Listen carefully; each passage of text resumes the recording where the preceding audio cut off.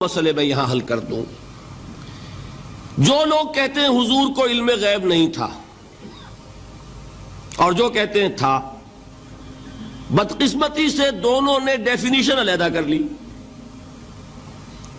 جو ڈیفینیشن نفی کرنے والوں نے کی ہے اس کی وجہ سے، اس کے اعتبار سے واقعتاً نہیں تھا۔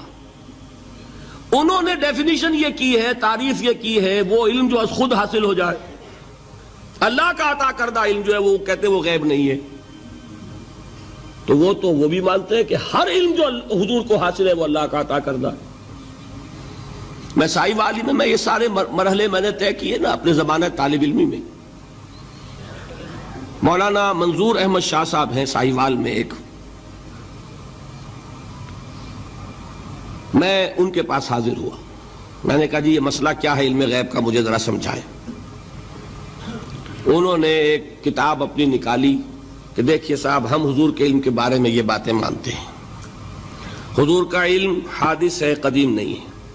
حضور کا علم محدود ہے، لا محدود نہیں ہے۔ حضور کا علم عطا کردہ ہے، ذاتی نہیں ہے۔ میں نے کہا یہ تین باتیں اگر آپ مان لیں تو میرا تو جھگڑا کوئی نہیں آپ سے۔ ہوتا کیا ہے، جب آئیں گے وعظ میں، خطابت میں، تو عالم ما کان وما یکون، اب الفاظ وہ استعمال کر جائیں گے۔ ایک واعظ ہے، عام مقرر ہے، واہ واہ ہوتی ہی نہیں، نعرے لگتے ہی نہیں، محفل میں گرمی آتی نہیں جب تک کہ ایسے مبالغے نہ کریں۔ لیکن وہ چیز لکھی ہوئی ان کے ہاں ہے کہ حضور کا علم حادث ہے، قدیم نہیں ہے۔ حضور کا علم محدود ہے، لا محدود نہیں ہے۔ حضور کا علم عطائی ہے، ذاتی نہیں ہے۔ ان تینوں چیزوں کے بعد کوئی بڑے سے بڑا وہابی اور بڑے سے بڑا اہل حدیث بھی انکار نہیں کرتا۔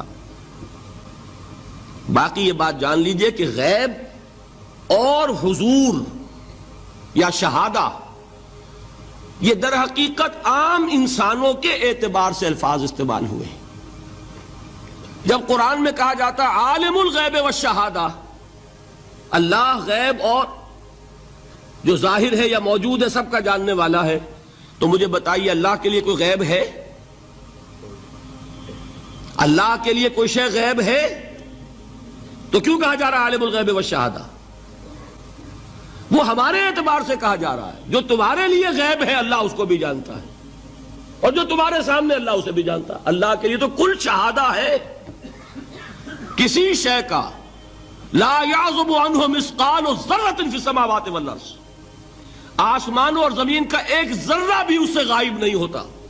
غیب کا وجود کیا اللہ کے لیے؟ تو یہ الفاظ مستعمل ہیں ریلیٹو ہمارے اعتبار سے، اور ہمارے اعتبار سے جو شے غیب ہے اس میں سے ایک حصہ اللہ دیتا ہے نبی کو، تبھی تو نبی بنا۔ فرشتے کو دیکھا، فرشتہ ہمارے لیے غیب ہے۔ جنت دکھائی کہ نہیں دکھائی، ہمارے لیے غیب ہے کہ نہیں ہے۔ دوزخ کا مشاہدہ کرایا کہ نہیں کرایا، ہمارے لیے وہ غیب ہے کہ نہیں ہے۔ جو چیزیں ہمارے لیے غیب ہیں انہی کے پردے اللہ کچھ اٹھاتا ہے، کل غیب نہیں۔ کل غیب کا علم ہو جائے گا تو وہ شرک ہو جائے گا۔ کل کا لفظ جہاں آیا شرک ہوا۔ جب آپ کہہ رہے ہیں محدود ہے، لا محدود نہیں ہے، تو کل کا لفظ استعمال نہیں کر سکتے۔ لیکن غیب میں سے کچھ علم دیا گیا تبھی تو نبی بنا، ورنہ میرے اور نبی میں فرق کیا ہوا پھر؟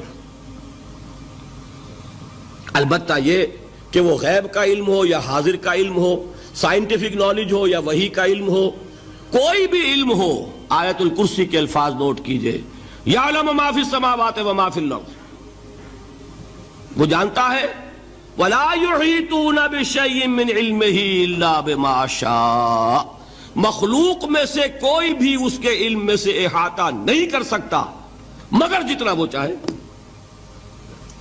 اب یہ بات علیحدہ ہے کہ ہم کون ہے طے کرنے والے کہ ناپیں بیٹھ کر کہ اللہ نے ابراہیم کو کتنا علم دیا، ہم ناپ سکتے ہیں؟ عیسیٰ کو کتنا دیا ہم جان سکتے ہیں؟ تو ابراہیم کا، موسیٰ کا، عیسیٰ کا نہیں ناپ سکتے تو محمد الرسول اللہ کا کہاں ناپیں گے؟ یہ پاگل پن ہے، یہ ہے جو غلطی ہوتی ہے۔ ہم کون ہے طے کرنے والے؟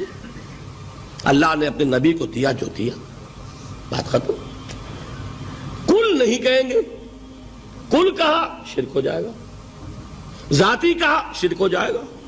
عطائی ہے، جو دیا اللہ نے دیا، اور کل نہیں دیا، جتنا چاہا دیا. ہے حادث، قدیم نہیں. تینوں چیزوں مان لیجئے تو شرک کا کوئی شائبہ نہیں ہوگا.